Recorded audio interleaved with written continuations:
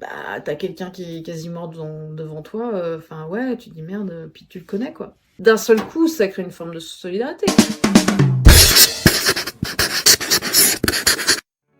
J'ai eu une première expérience très fondatrice, moi, dans mon expérience de QSE. Déjà parce que QSE, à mon époque, ça n'existait pas comme formation. Ça finit par compter une bonne vingtaine d'années. Facile. Et encore, c'est pas si loin. Et c'était l'an 2000, quoi. Enfin, je veux dire, Ouais, c'était c'est ça. moderne déjà. Oui, première expérience en milieu professionnel qui a été très fondatrice, que j'arrive, moi, sans formation sur ces sujets-là spécifiquement. J'avais une formation en qualité, une formation en environnement, mais pas spécialement en sécurité. Donc, je travaillais sur un site où il y avait un atelier de fabrication de bouteilles de gaz. Et en fait, c'est un site où j'avais déjà alerté pas mal de fois sur la dangerosité des conditions de travail.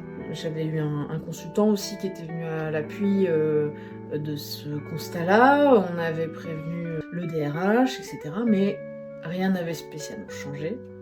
Jusqu'au jour où, 5 mars 2003, il faisait beau.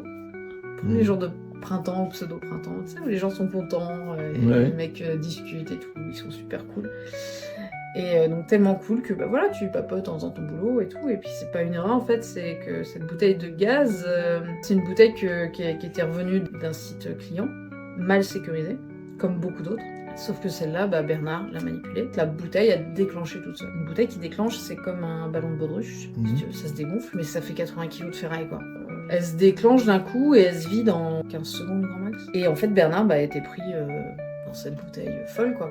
Et il a été frappé plusieurs fois par la bouteille, à la tête, au mollet, il a eu la main coincée contre un radiateur. Donc premier accident de travail grave de ma carrière aussi. Bernard n'est pas décédé, mais il aurait pu, parce que franchement, voilà, c'est violent. Et ça va qu'il était costaud, donc il a eu 25 mois d'arrêt de travail. Pourquoi je raconte ça? Parce que, en tout cas, ce qui a été fondateur pour moi là-dessus, c'était de dire, moi ce qui m'est venu tout de suite, c'est de dire, putain, est-ce que j'ai assez prévenu? Parce que j'avais prévenu, parce que j'avais vu ça. Est-ce que j'ai assez prévenu? T'as quelqu'un qui est quasi mort devant toi, enfin ouais, tu te dis merde, puis tu le connais quoi.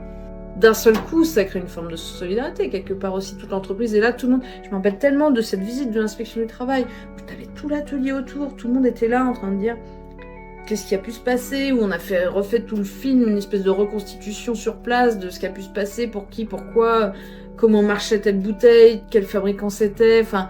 Et tout le monde est là autour jusqu'à ce que l'inspecteur du travail dise « Ok, c'est pas lié à une erreur de chez vous, quoi. » Alors que nous, on savait tous que oui, c'était pas terrible quand même. Mais ça vous a remis en question, enfin en tout cas... En tout cas, clairement, de toute façon, au niveau de la direction et tout ça, le pauvre DG qui était là, il était là depuis 5 jours, à peu près, il venait d'arriver. Donc lui, tout de suite, voilà, il a pris le sujet en main et puis on a travaillé là-dessus. Mais vraiment, cette question, c'était on a assez prévenu dans un contexte où j'ai 26 ans, c'est un poste sécurité, je suis pas formée en fait à ça. Moi, j'apprends sur le tas parce que ça va avec la fonction qualité-environnement. Parce qu'il n'y avait pas d'école pour ça à l'époque. T'apprends et en fait, t'arrives dans un milieu où ils t'expliquent tous que quand tu viens, les plus gentils te disent oui, bon, Valérie, merci. Les plus teigneux te disent écoutez Valérie, ça fait 25 ans qu'on fait ça, vous allez pas nous apprendre notre métier. Là, tu cherches des appuis ailleurs, tu dis ça fait quand même 25 ans qu'on fait de la merde. Ouais. Est-ce qu'on continue encore un peu? Comment ça se passe quoi? D'autant plus que en plus nos concurrents directs ont eu les mêmes soucis et ont eu déjà des accidents, donc qu'est-ce qu'on fait? Est-ce que ma jeunesse, j'avais pas le même aplomb non plus, voilà, moi on me dit ça, il y a eu un paquet de fois où je suis allée pleurer dans les toilettes parce qu'on m'avait parlé comme ça, quoi. Oui, si vous voulez partager votre témoignage aussi là-dessus, je serais ravie de les entendre. Et puis, si vous êtes intéressés pour qu'on monte un atelier sur les différentes façons de convaincre, et en tout cas, et vous amener des réponses sur comment le faire passer, je serais ravie de le faire également. Donc, n'hésitez pas, commentez. Je vous attends.